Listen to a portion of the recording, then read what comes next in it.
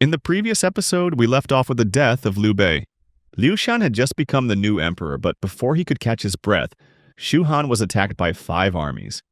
Clearly, someone as weak as Liu Shan couldn't survive on his own without Zhuge Liang taking care of everything. At this point in the story, Zhuge Liang becomes the central figure. Psychological factors, diplomacy, terrain, and various other variables come into play more than before. The focus now shifts to political figures sending letters instead of fighting directly. Unlike the battle-hardened warriors from previous parts of the story, Zhuge Liang has a more comprehensive view of war, with a deeper understanding of alliances and their complexities. Even with 5 armies at Shu's doorstep, Zhuge Liang remains unfazed. He knows that this massive force is actually very disorganized, each leader driven by their own selfish goals. The Kuang tribes from Liangzhou respect the Ma family, so Ma Chao is sent to block this army, making the Kuang hesitate. The Southern Man tribes are easily swayed by a few tricks, so Wei Yan is given orders to deploy a deceptive force to scare them. If they don't know what to do, the Southern Man tribes won't act at all. Wei has 2 armies. One is led by Meng Da, a friend of someone working in Shu. Zhuge Liang asks his friend to send a letter urging Meng Da not to fight, and so Meng Da pretends to be sick and stays inactive. The main force is stopped by Zhao Yun at a pass that is easy to defend, but hard to attack. The final army from Wu will only act if the others make progress. This is because Wu doesn't trust Wei after they were betrayed during the last alliance. With this lack of cooperation, it's clear that the Wei-Wu alliance won't hold. In fact, Wei even turns on Wu after the alliance dissolves. As for Zhuge Liang, before engaging in a major battle, he still has some housework to attend to, like pacifying the south and subduing the Southern Man tribes. The leader of the Southern Man, Meng Huo, is captured and released 7 times by Zhuge Liang. On the 8th time, he submits. Zhuge Liang also sets up an autonomous region for the Southern Man. This is an example of the saying, "Win people over with virtue." With kindness, the Southern Man stop causing trouble and live peacefully with the Shu people. There's an interesting story related to this. On his way back from the south, Zhuge Liang encounters a massive storm. He is advised to sacrifice 49 heads of the Southern Man to calm the storm, but Zhuge Liang refuses, and instead uses wrapped animal meat for the ritual. And it works, in the story. This is also the legend of the creation of the baozi, steamed bun with meat filling, also known as mantou in Chinese. Now, Zhuge Liang can focus on the north. He writes a memorial to commemorate Liu Bei and launches the northern campaign. Shu declares itself the rightful heir to the Han dynasty, which was overthrown by Wei, so a conflict is unavoidable. Wei's territory in the Central Plains is vast, with a booming economy and control of the Silk Road. Over time, Wei becomes increasingly powerful, so Zhuge Liang has no choice but to attack Wei as soon as possible. The main obstacle is Sima Yi. Zhuge Liang slanders Sima Yi as a traitor, leading the Wei emperor at the time Cao Rui to remove Sima Yi from his position. But even this is not easy, as 4 of the 5 tiger generals are dead, leaving only Zhao Yun, who is over 70 years old. The rest are inexperienced generals, including Wei Yan, who is a bit crazy. Wei Yan even wants to attack Chang'an directly, but Zhuge Liang refuses. Zhuge Liang's plan goes smoothly until he encounters a young Wei general, Jiang Wei. Jiang Wei captures some of Zhuge Liang's troops and even manages to push back Zhao Yun.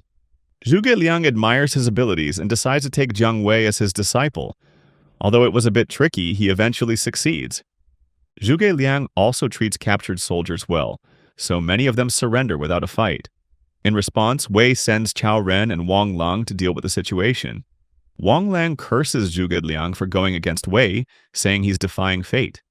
Zhuge Liang counters, calling the Cao family usurpers of the Liu family and the Wei officials traitors. Wang Lang, who is old and about to die, is scolded by Zhuge Liang, which leads him to die in shame. However, the war quickly turns around. Zhuge Liang's insider, Meng Da, is discovered and dealt with by Sima Yi. The most feared figure on the Wei side has returned to the game. Now, Zhuge Liang has to secure the supply line in the west, and Ma Su volunteers for the task.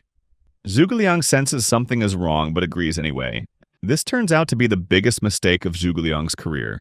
Simplifying Ma Su, he was an overly confident young man who, when facing the experienced General Zhang Xu of Wei, was quickly defeated. This opened the path for Sima Yi to approach Zhuge Liang's base. But when Sima Yi arrived, he only saw Zhuge Liang sitting and playing his guqin on the city walls, with all 4 city gates wide open and the inside completely empty. Sima Yi suspected a trap and ordered a retreat. As he turned back, Sima Yi heard the war drums of Shu, which made him believe he had foiled an ambush.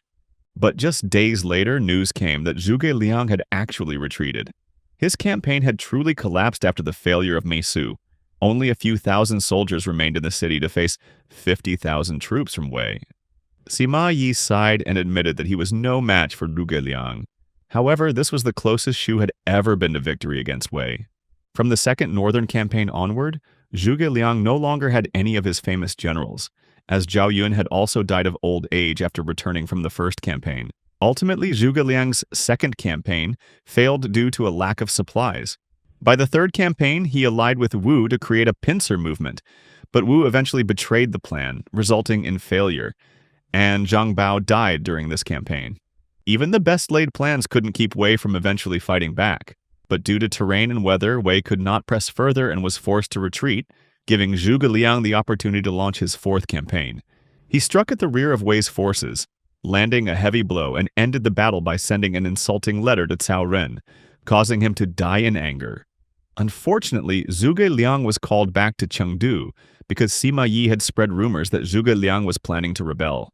This was when Zhuge Liang realized that the imperial court had been overtaken by eunuchs and corrupt officials. Shu Han had fallen victim to the same internal decay that had destroyed the Han dynasty they were trying to restore. In reality, only Zhuge Liang was still fighting for that cause, as no one else in Shu seemed to care anymore. The story grew darker from here. After lying dormant for 3 years to prepare, Zhuge Liang launched his final campaign, despite numerous bad omens and the death of Guanxing. He stubbornly continued to honor his promise to Liu Bei. Zhuge Liang and Sima Yi had fought for so long that they knew each other too well. So Sima Yi switched to a defensive strategy, simply waiting and outlasting Zhuge Liang. But one day, Sima Yi received intelligence that the enemy camp was lax in its defense. He immediately seized the opportunity to attack, only to walk straight into a trap set by Zhuge Liang. Sima Yi and his sons were tricked into a narrow, flammable valley, thinking they were doomed. But it was as if heaven was protecting them. A sudden storm extinguished the flames, saving Sima Yi and his sons. They quickly retreated back to the city and shut themselves off from further engagement with Zhuge Liang. Zhuge Liang knew that if Sima Yi didn't come out, there was no way to fight, so he mocked and provoked Sima Yi every day, even sending him a woman's dress to wear. But Sima Yi, shameless as ever, didn't care. One day, when a Shu envoy arrived to insult Sima Yi again, he asked, "How is Zhuge Liang doing?" The envoy replied, "He stays up late, wakes up early, works all day, and eats very little." Sima Yi thought to himself, "At this rate, he'll die soon." Soon after, Zhuge Liang's camp began to withdraw farther and farther. Initially, Sima Yi was cautious and didn't act hastily. But when he was almost certain that Zhuge Liang had died, he immediately ordered an attack. However, when Sima Yi reached the camp, he found the Shu forces were fully prepared for battle. Zhuge Liang was still sitting on the hill. At that moment, Sima Yi ordered his troops to retreat, and many of his soldiers were trampled to death in the chaos. A few days later, Sima Yi realized that this was yet another trap. The Zhuge Liang he saw on the hill was a decoy, and the real Zhuge Liang had died, but he had still outsmarted Sima Yi. Before his death, Zhuge Liang had planned in detail to ensure the safe retreat of the Shu army. He passed on the design for the repeating crossbow to Jiang Wei, named his successors, and even prepared secret plans for them to carry out, such as ordering Ma Dai to eliminate Wei Yan if he rebelled. Many adaptations of the story stop here because the last 15 chapters of the novel are very melancholic. But if you want to know how Romance of the Three Kingdoms truly ends, keep watching the video. After outliving Zhuge Liang, Sima Yi went on to conquer the last warlord in the north, Gong Sun Kang. His influence in the Wei court grew stronger. When Cao Rui passed away, Sima Yi became the regent for the young new emperor Cao Fang. The Cao family also appointed Cao Ren's son, Cao Shuang, as co-regent, a move aimed at balancing power. Cao Shuang, however, did not like Sima Yi because Yi often insulted his father, calling him a fool. So Cao Shuang resorted to political maneuvers to isolate Sima Yi, forcing him to feign illness and step down, along with his sons. Wei's policy of valuing talent created a toxic work environment. Everyone tried to outshine each other to gain more credit, which eventually turned into political scheming and backstabbing. The final 15 chapters of the story feel like a long, depressing road. The once great generals are gone, the brilliant strategists have disappeared, and the epic battles are no more. The focus of the story shifts entirely to the power struggles within the court. After 105 chapters of rising action where empires were built, we finally enter the downward spiral as the very ideals these characters fought for caused the collapse of the nations they worked so hard to establish. After a 10-year time skip, the image of a sickly, frail Sima Yi emerges. Cao Shuang had sent people to monitor him, to ensure he posed no threat. But one day, in 240, when Cao Shuang's men had just left, Sima Yi jumped out of bed and launched a coup. Cao Shuang was at the royal mausoleum with the emperor, so the palace had few guards. Sima Yi easily took control of the imperial palace and offered Cao Shuang the chance to surrender peacefully. Sima Yi promised to only strip Cao Shuang of his military authority. However, once Cao Shuang surrendered, his entire family was executed. History seemed to repeat itself as Sima Yi turned the Wei emperor into his puppet. The Cao family was reduced to just a facade for Sima Yi's rule. Cao Cao once said, "I would rather betray others than let them betray me." But in the end, it was his descendants who allowed Sima Yi to betray them. Of course, many remained loyal to the Cao family, and it would take time for Sima Yi to fully consolidate power. His coup also led to the defection of Xiahou Ba to Shu, bringing with him the general Jiang Wei, who immediately began attacking Wei. In fact, this was Jiang Wei's fourth campaign. After Zhuge Liang's death, Jiang Wei continued to launch campaigns against Wei in honor of his mentor. His perseverance and respect for Zhuge Liang's legacy are commendable, but these costly campaigns drained Shu's resources. Meanwhile, the Shu emperor, Liu Shan, was no different than a puppet, spending most of his time wasting money and befriending corrupt officials and eunuchs. Historically, Jiang Wei failed 11 times, but in the novel, the count is reduced to 9. The once proud reputation of Shu Han for brotherhood and loyalty had turned into blind loyalty.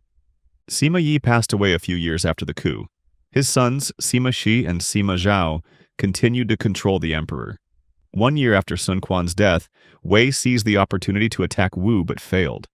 The three kingdoms were at a stalemate for quite some time. The battles fought by the mediocre generals were rather dull, often seen as mere formalities with no real impact. The next generation of Wei had two prominent figures, Deng Ai and Zheng Hui, but they didn't really spark much interest. Wu also had its own problems after Sun Quan's death. The person in charge was Jia Xu, a cousin of Zhuge Liang, but he was ruthless and was assassinated by his political opponents. The loyal followers of the Sun family became cruel officials. In Wei, the emperor tried to eliminate Sima Shi through a secret decree, but the conspiracy was discovered, mirroring what had happened to Cao Cao decades earlier. The emperor was overthrown and replaced by another puppet ruler, just before Sima Shi passed away soon after from an illness. As for Shu, Jiang Wei continued his string of failures. Deng Ai, who defended against Jiang Wei, quickly rose through the ranks, as did Zheng Hui, who defended against Wu forces in the east. During this period, many Wu officials defected to Shu and Wei because the new chancellor, Sun Lin, was extremely cruel and tyrannical.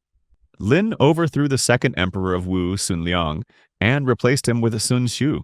But Sun Xiu was no better, initiating a coup and executing Sun Lin. The family values of the Sun family had crumbled by this point. In the west, Jiang Wei finally made some progress, winning a battle by using Zhuge Liang's formation. However, just after the victory, he was called back by Huang Hao, the favored eunuch of Liu Shan, who had taken bribes from Wei. Jiang Wei was often recalled at the last minute during his campaigns, much like how the eunuchs of the Han dynasty had dug the grave for Shu Han's downfall. If you think it's time to end this misery, so did Sima Zhao. He mobilized forces and sent his best generals Deng Ai and Zheng Hui to attack Shu.